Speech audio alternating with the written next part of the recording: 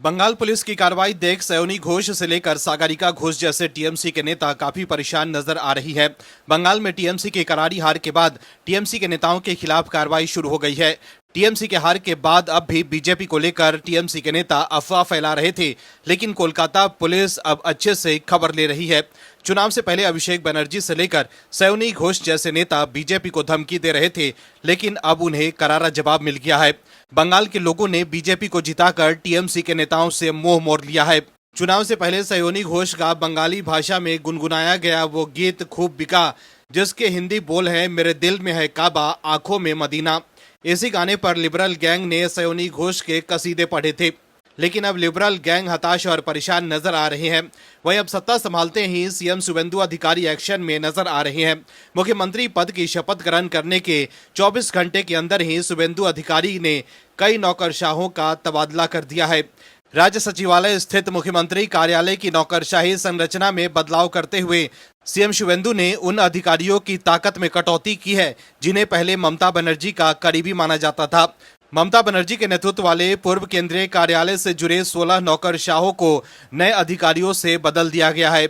वहीं पुरानी जिम्मेदारी से मुक्त किए गए जिन अधिकारियों की सबसे ज्यादा चर्चा है, उनमें प्रमुख नाम है 2014 बैच के आईपीएस शांतनु मुखोपाध्याय। शांतनु मुखोपाध्याय को ममता बनर्जी का करीबी माना जाता है। ऐसे में अब ममता बनर्जी के करीबी अधिकारियों को बदलकर शुभेंदु अधिकारी राज्य में सफाई अभियान चला रहे हैं, जिसके बाद सीएम अधिकारी टीएमसी के नेताओं के काले कारनामों की फाइल सबसे पहले खोलेंगे और उनमें अभिषेक बनर्जी का नाम सबसे ऊपर होगा। ममता बनर्जी ने अपने भतीजे अभिषेक बनर्जी को बचाने की खूब कोशिश की थी, लेकिन अब सीएम शुभेंदु ने ऐलान कर दिया है कि वो भ्रष्टाचार को लेकर सख्त कार्रवाई करेंगे, जिसकी शुरुआत ममता बनर्जी के करीबी अधिकारियों को बदलकर सीएम शुभेंदु ने कर दी है। वहीं आप दर्शक भी मानते हैं कि सीएम शुभेंदु को भ्रष्टाचार को लेकर सख्त कार्रवाई करनी चाहिए, तो कमेंट में यस और बंगाल में बीजेपी की नई सरकार के लिए गुड बीजेपी जरूर लिखें, ताकि विपक्ष को साफ संदेश जाए कि देश के लोग बीजेपी के साथ हैं। इस खबर में आगे आपको बताएंगे सब कुछ डिटेल में कि कैसे टीएमसी के नेताओं की बढ़ गई है चिंता और कैसे ममता बनर्जी के भतीजे अभिषेक बनर्जी मुश्किल में फंस गए हैं। तो बने रहिए हमारे साथ अंत तक और देखिए हमारी ये खास रिपोर्ट। साथ ही आप दर्शकों से विनम्र निवेदन है कि अगर अब तक आपने चैनल को सब्सक्राइब नहीं किया है तो अभी कर लीजिए, साथ ही बेल आइकॉन को भी दबाएं। दर्शकों, पश्चिम बंगाल में मिली करारी हार को टीएमसी के नेता पचा नहीं पा रहे हैं। टीएमसी नेताओं की प्रतिक्रियाएं लगातार चर्चा में बनी हुई है। वहीं अब टीएमसी की राज्यसभा सांसद सागरिका घोष ने ममता बनर्जी के घर के बाहर की सुरक्षा व्यवस्था पर सवाल उठाए हैं। ये तब हुआ जब एक वीडियो ऑनलाइन सामने आया जिसमें कथित तौर पर घर के पास अफरा तफरी दिखाई दे रही है। कोलकाता पुलिस को टैग करते हुए सागरिका घोष ने पूछा है कि क्या राज्य में चुनाव के बाद चल रहे तनाव के बीच बंगाल सरकार इसी तरह पूर्व मुख्यमंत्री की सुरक्षा सुनिश्चित करती है। सोशल मीडिया पर तेजी से वायरल हो रहे इस वीडियो में कई लोगों के बीच हाथापाई होते दिख रही है। घोष का दावा है कि ये जगह ममता बनर्जी का घर है। उन्होंने एक्स पर पोस्ट किया कि प्रिय कोलकाता पुलिस, चूंकि आपको सोशल मीडिया वीडियो देखना पसंद है तो इसे भी देखिए। वहीं टीएमसी सांसद सयोनी घोष ने भी एक्स पर इस क्लिप पर प्रतिक्रिया दी है। सयोनी घोष ने उर्दू का एक शेर साझा करते हुए लिखा है कि समय तेजी से बदलता है। सयोनी घोष ने एक्स पर लिखा है कि अरे इस मुश्किल दौर में थोड़ी इज्जत दिखाओ, वक्त बदलते देर नहीं लगती। ये घटनाक्रम कोलकाता पुलिस द्वारा घोष को एक अन्य वीडियो के संबंध में टेकडाउन नोटिस जारी किए जाने के बाद आया है। अधिकारियों ने उस वीडियो को भ्रामक बताया था। वहीं पश्चिम बंगाल के नवनिर्वाचित मुख्यमंत्री शुभेंदु अधिकारी ने कहा है कि राज्य सरकार पश्चिम बंगाल दिवस 20 जून को मनाने का प्रस्ताव रखेगी। बता दें कि पहले ममता बनर्जी ने पश्चिम बंगाल दिवस के लिए पोइला बैशाख का दिन चुना था। वहीं शुभेंदु अधिकारी ने कहा है कि यह स्थिति 1947 में पश्चिम बंगाल के भारत में शामिल होने के ऐतिहासिक निर्णय की प्रतीक है। उन्होंने कहा कि मैं निश्चित रूप से इस प्रस्ताव को मंत्रिमंडल और विधानसभा के समक्ष रखूंगा। वहीं ईडी ने पंजाब के कैबिनेट मंत्री संजीव अरोड़ा को गिरफ्तार कर लिया है, जिसके बाद संजीव अरोड़ा को रविवार को ईडी की 7 दिन की हिरासत में भेज दिया गया है, जिसके बाद पंजाब में आपकी मुश्किलें बढ़ गई है। पूछताछ के दौरान संजीव अरोड़ा कई खुलासे कर सकते हैं। ईडी ने उन्हें कथित 100 करोड़ रुपए के जीएसटी धोखाधड़ी से जुड़े मनी लॉन्ड्रिंग मामले में एक दिन पहले गिरफ्तार किया था। वहीं इसको लेकर आम आदमी पार्टी के नेता तिलमिला गए हैं। इसको लेकर संजय सिंह ने बीजेपी पर हमला बोला है। संजय सिंह ने कहा है कि बीजेपी हर चुनावी राज्य में ईडी, सीबीआई, चुनाव आयोग और केंद्रीय एजेंसियों का इस्तेमाल कर लोकतंत्र को कुचल रही है। शुवेंदु अधिकारी के मुख्यमंत्री बनने के बाद अभिषेक बनर्जी पर जेल जाने का खतरा मंडराने लगा है और अब तो कोलकाता पुलिस ने भी बुआ और भतीजे से मुंह मोड़ लिया है। ऐसे में अब शुवेंदु अधिकारी सबसे पहले अभिषेक बनर्जी की ही कुंडली खोलेंगे, क्योंकि उनके पीए की हत्या के बाद बंगाल बीजेपी के नेताओं ने अभिषेक बनर्जी पर साजिश में शामिल होने के गंभीर आरोप लगाए थे और शुवेंदु अधिकारी ने भी कहा था कि सख्त कार्रवाई होगी। ऐसे में अब टीएमसी और बुआ भतीजे को बीजेपी और गहरे जख्म देगी, जिसके बाद मिट जाएगा टीएमसी का नामो निशान। ममता बनर्जी, जिन्हें कभी बंगाल की राजनीति की अजय योद्धा माना जाता था, आज सत्ता से बेदखल हो चुकी है। बंगाल की जनता ने बीजेपी के सोनार बंगाल के वादे पर भरोसा जताते हुए ममता सरकार के 15 साल के शासन का अंत कर दिया। वहीं अभिषेक बनर्जी को लग रहा था कि ममता बनर्जी कभी चुनाव हारेंगे ही नहीं, इसलिए उन्होंने जोश जोश में गृह मंत्री अमित शाह को भी चैलेंज दे दिया था कि 4 मई को वो बंगाल आकर दिखाएं।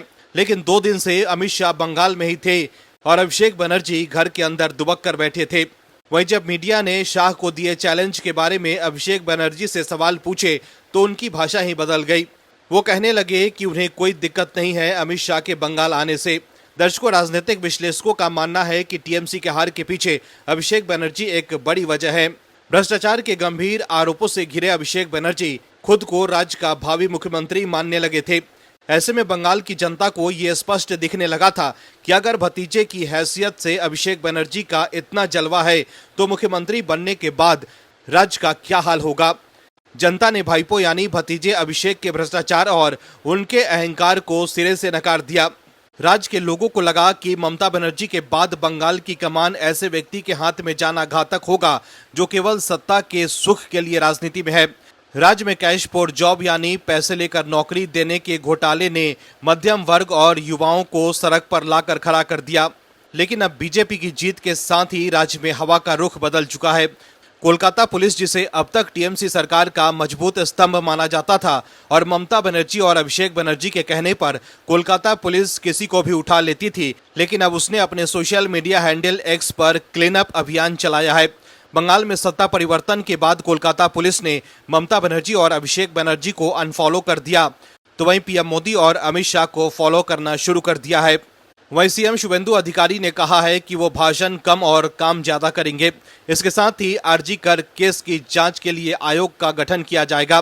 दोषियों को सख्त सजा मिलेगी। सीएम शुवेंदु अधिकारी ने यह भी कहा कि भ्रष्टाचार में शामिल लोगों के खिलाफ सेवानिवृत्त न्यायाधीशों का एक आयोग गठित किया जाएगा। सरकारी धन के गबन में शामिल लोगों के खिलाफ भी सख्त कार्रवाई की जाएगी। हम प्रधानमंत्री द्वारा किए गए वादों को पूरा करेंगे। मैं संकल्प पत्र में किए गए हर वादे को तय समय सीमा के भीतर पूरा करूंगा।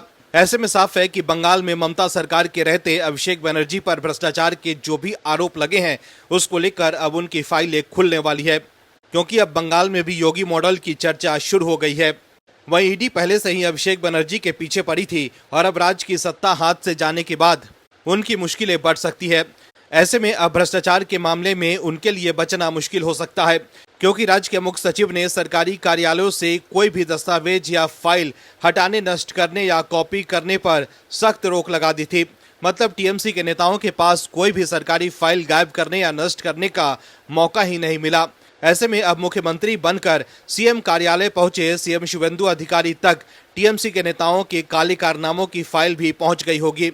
यही वजह है कि अभी से ही अभिषेक बनर्जी चुनाव में गड़बड़ी का रोना रोने लगे हैं।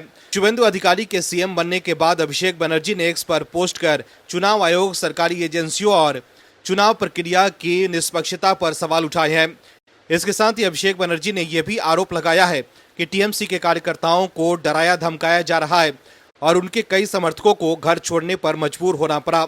दर्शकों, अमित शाह को धमकी देने वाले अभिषेक बनर्जी अब चुनावी प्रक्रिया पर सवाल उठाकर एसआईआर का रोना रो रहे हैं और कार्यकर्ताओं को डराने धमकाने का आरोप लगा रहे हैं और अपने कार्यकर्ताओं से कह रहे हैं कि वो एकजुट रहें, डरे नहीं। लेकिन हकीकत यह है कि टीएमसी के लोग हार के लिए अभिषेक बनर्जी को जिम्मेदार मान रहे हैं और पार्टी छोड़कर जा रहे हैं। लेकिन अब अभिषेक बनर्जी पार्टी के कार्यकर्ताओं से साथ न छोड़ने और एकजुट रहने की अपील कर रहे हैं। बंगाल में भगवा परचम लहराते ही ममता बनर्जी की पार्टी टीएमसी का सिस्टम हिल गया है। टीएमसी नेताओं के भीतर सालों से दबा हुआ गुस्सा बाहर आने लगा है। जो नेता कल तक दीदी की जय जयकार करते नहीं थकते थे, आज वही पार्टी की कमियों और भ्रष्टाचार पर सवाल उठा रहे हैं। ममता बनर्जी के लिए सबसे बड़ी चुनौती अब विपक्ष नहीं, बल्कि उनकी ही पार्टी के वो विधायक और सांसद हैं जिन्होंने नेतृत्व के खिलाफ मोर्चा खोल दिया है। अब सयोनी घोष और महुआ मोइत्रा जैसे सांसद भी ममता बनर्जी के लाइन से अलग नजर आ रही है, जबकि ममता बनर्जी और अभिषेक बनर्जी जनादेश न मानने की जिद पर अड़े हुए हैं। सबसे तीखी प्रतिक्रिया ममता बनर्जी के उस फैसले को लेकर आई है जिसमें उन्होंने हार की जिम्मेदारी स्वीकार करने के बजाय पद पर बने रहने का निर्णय लिया। हावड़ा के बागनान से 4 बार के विधायक अरुणाभ सेन ने कहा कि अगर वो मुख्यमंत्री होते तो ऐसी हार के बाद तुरंत इस्तीफा दे देते। ये बयान सीधे तौर पर ममता बनर्जी की नैतिकता पर सवाल उठाता है। वहीं पार्टी के भीतर दूसरे नेताओं का भी मानना है कि हार को स्वीकार न करना और कुर्सी से चिपके रहना जनता के बीच पार्टी की छवि को और ज्यादा खराब कर रहा है। वहीं मीडिया रिपोर्ट्स के मुताबिक मुर्शिदाबाद के विधायक ने नाम न छापने की शर्त पर इंडियन एक्सप्रेस से कहा है कि हमें अपनी हार स्वीकार करनी चाहिए और नए सिरे से पार्टी को खड़ा करना चाहिए। उनका मानना है कि हार को नकारने से हम लोगों के बीच हंसी का पात्र बन रहे हैं। जब शीर्ष नेतृत्व ही जिम्मेदारी लेने से बचेगा तो जमीनी कार्यकर्ताओं में क्या संदेश जाएगा? ये सवाल आज टीएमसी के राजनीतिक गलियारों में गूंज रहा है। हार के बाद पार्टी को जिस आत्ममंथन की जरूरत थी उसकी जगह अहंकार ने ले ली है। हालांकि अब ममता बनर्जी ने भी यू टर्न ले लिया है। दर्शकों, टीएमसी के इस दुर्गति के लिए सबसे बड़ा जिम्मेदार ममता बनर्जी के भतीजे और टीएमसी के राष्ट्रीय महासचिव अभिषेक बनर्जी को ठहराया जा रहा है। पार्टी के नेताओं का आरोप है कि अभिषेक बनर्जी ने पार्टी को एक कॉरपोरेट कंपनी की तरह चलाने की कोशिश की, जिससे जमीन से जुड़े पुराने नेता और नेतृत्व के बीच कड़ी टूट गई। वहीं इस बीच अब पश्चिम बंगाल में बीजेपी की सरकार है। शुभेंदु अधिकारी राज्य के नए मुख्यमंत्री हैं। वहीं विधानसभा चुनाव में हार के बाद ममता बनर्जी ने सीएम पद से इस्तीफा नहीं दिया था, जिसके बाद राज्यपाल ने विधानसभा को भंग कर दिया था। बता दें कि ममता ने अपनी हार स्वीकार नहीं की थी और आरोप लगाया था कि बीजेपी ने इलेक्शन कमीशन के साथ मिलकर 100 सीटों की लूट की है। इस बीच शुभेंदु अधिकारी के सीएम बनने के बाद ममता बनर्जी ने अपने सोशल मीडिया की बायो बदला है, जिसे देखकर ये कहा जा सकता है कि आखिरकार ममता दीदी ने हार मान ली है। दरअसल सोशल मीडिया में ममता बनर्जी ने खुद को एक्स सीएम नहीं लिखा है। उन्होंने अपने बायो में लिखा है, founder chairperson All India Trinamool Congress, Bengal के मुख्यमंत्री, 15वीं, 16वीं और 17वीं विधानसभा। ममता बनर्जी ने खुद को पूर्व सीएम लिखने की जगह विधानसभा के कार्यकाल का जिक्र किया है। बता दें कि ममता बनर्जी लगातार 15 साल तक पश्चिम बंगाल के मुख्यमंत्री रही है।